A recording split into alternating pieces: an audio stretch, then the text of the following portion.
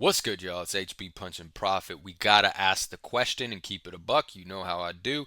Did Jaron Boots Ennis duck Vergil Ortiz? And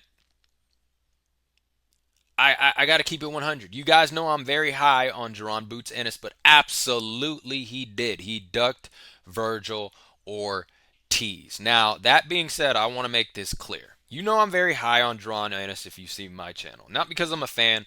I just analyze boxing. I analyze fighters. I look at their skill. I look at their technique. I look at their style. I look at their resume, and I look at the matchups. Right. I look at their mental framework and their mentality and their discipline. I take all that into consideration. If it all adds up, I like a fighter and I'm all in. Okay, and I say this is going to be a great fighter. A lot of people did not trust my analysis when it came to, for instance, Alexander Usyk. I said he was going to be undisputed at cruiserweight, said he was going to be undisputed at heavyweight, said he was going to beat Anthony Joshua, said he was going to beat Tyson Fury. A lot of people laughed at me, especially with the Tyson Fury prediction. Oh, he's too small, Tyson Fury's too big. I said, okay. And long behold, boom. I'm not Ukrainian. I don't come from Ukraine. I'm not a Ukrainian fan, right? Or a huge fanboy of Alexander Usyk. I just look at the talent, I look at the skill, I look at the technique, and I measure it all up and I say, this is a damn good fighter. None of you knew any of Alexander Usyk's opponents before he fought Anthony Joshua. Maybe hardcore boxing fans knew one or two, but most of his opponents you didn't know. Just a bunch of Eastern Bloc guys you never heard of. But when I'm looking at those fights and watching them, those are tough fights. Those are tough matchups. Those are really good fighters, even though you never heard of them. Hence why I say don't dismiss Chukadan, Boots Ennis' prior fight. It was a tougher fight than you think. It was a good win for him, believe it or not. Okay, same with Alexander Usyk. A lot of people didn't know some of those guys he fought, okay, in Europe. Very good fighters. May have been no name to you, but very good fighters he beat. Measured that up, and that's how I was able to make that prediction. I'm still high on Jaron Ennis. If you know anything about my channel, okay, I'm a day trader. Basic principle, right? The most simple principle of trading. Buy low, sell high. Everybody is selling on Jaron Ennis right now because of the last fight and this news. They're out, right? They're up. Jaron Ennis, he's a duck. He's overrated. He's no good. And I'm just buying up the stock because this is an underappreciated asset that's very valuable. Okay, so I'm gonna buy low right now, and in the future, I'm going to be able to sell high on Drones. He's going to be undisputed at 147 if he gets the opportunity to unify the belts. And I think he can do the same at 154 with a couple more tough fights or two big fights gaining experience. All right. There are some questionable things. I think he's a little mentally immature and a little emotionally doesn't know how to control himself. And that's because I don't think he was like a child prodigy in a sense like Carmel Moten you see now, or you saw Tank. We grew up watching him. We knew Ryan Garcia, right? He kind of came out of nowhere, Jaron Boots Ennis. Not that he was a no-name guy and nobody had a radar on him, but he didn't come up like Carmel and Tank and because being under the money team and some other big name kids or Ryan Garcia, right? We were following these guys at a very very early age, okay, following them all those examples, okay, and I think he's learning how to deal with the spotlight right now. Okay, especially with all the hype. I think he's a little green with that, and we need to see him mature very quickly because he's going to need to. That's my concern with Jerron Boots Ennis. Do you know how to handle the spotlight?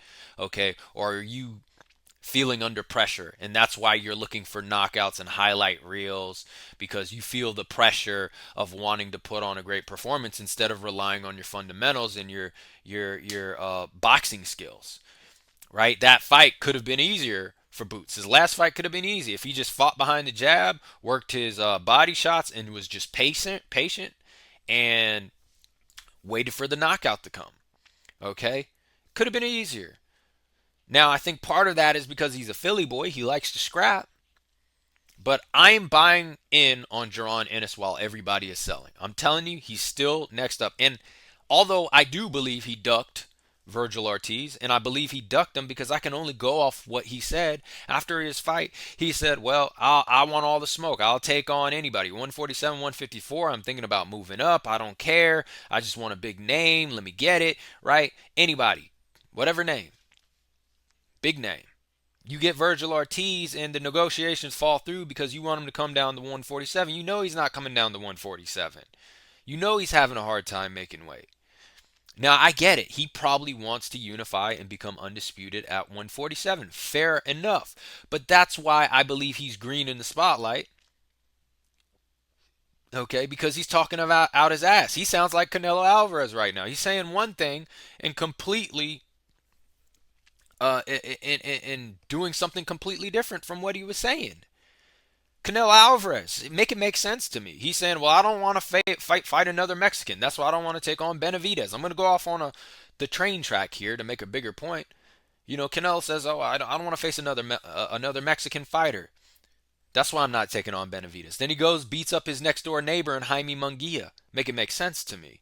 At least David Benavidez was a Mexican American, right? But you go beat up your neighbor, Jaime Munguia. Okay. Well, Benavidez doesn't bring anything to the table. Crawford, he's too small. I'm not going to get credit for him. But then you go beat up on Berlanga. We all knew you were going to beat Berlanga. You're not going to get credit for beating Berlanga. But you didn't want to take on one of the pound for pound best fighters in the world in Terrence Crawford because you think you wouldn't have gotten credit. But you took on Berlanga. Okay. We all knew Berlanga wasn't going to do anything. Okay. Beterbiev just became undisputed at light heavyweight. Bigger guy, all the belts available to you, big challenge. I'm sure Turkey Al Sheikh will pay you all the money in the world. I don't hear anything about that fight manifesting. Maybe it will. Maybe I'm wrong. Okay, so I can't make it make sense with Canelo Alvarez. Okay, I can't make it make sense because he's talking out of his ass. He's saying one thing, and it's not adding up.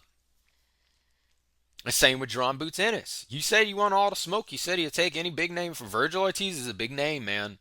That's a challenging fight. You'll get a lot of credit for beating him. You probably would have got a nice payday, but yet you did not take the fight with Vergil Ortiz. And I get it. Like I said, you probably want to stay at 147. You want to collect all the belts. You probably feel like you need to prove yourself and earn that belt instead of it having been handed to you, even though he did defend it. But he probably wants to get that first legitimate belt at 147. That's a dream of his. And I will say this: it's once you leave, it's hard to go back down. Okay, so you got one belt. You finally got a little bit of leverage. Okay, you have a chance to unify. Go clean the division out. You can make that fight with Vergil Ortiz in the future. That can happen in the future. But Jaron needs to understand there's a business aspect to this. And you can't just be talking out of your ass and saying things just to sound good, right? You're now a champion. You gotta move very carefully. You have to be careful in what you say, right, before you speak it out, because people are going to hold you accountable. So I think he's very green in the spotlight. Okay, I think he's very green in the spotlight. So I don't. I mean, if it walks like a duck, it quacks like a duck. It's probably a duck, you guys. Yes, he ducked Vergil Ortiz. Do I think that fight will happen in the future? Yes, I do. I think it will eventually happen in the future.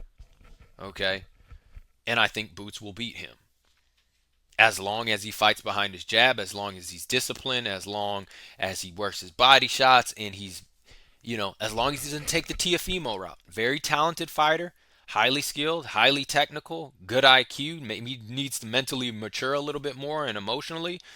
But if he gets that under wraps, he's going to be unstoppable. Now, he can either be the Vince Carter of boxing, or he can be the Roy Jones, right? But it's going to be up to him. Tiafimo, very talented, does have skill. You beat Lomachenko. You got some skills, okay? But you want to look for highlight knockout reels. If you're not going to stick to your fundamentals, if you're going to go in there and just rely on your power and your talent, you're not going to beat elite level guys. I'm sorry. Okay? You're not going to do it consistently. So I'm still high on Jaron Ennis. I'm buying low. I'm selling high. I think he'll be undisputed at 147, or at least unified if he gets the fights. And I think he can do the same at 154. This is HB Punch and Profit. Comment down below, like the video, subscribe. Did Jaron Boots Ennis duck?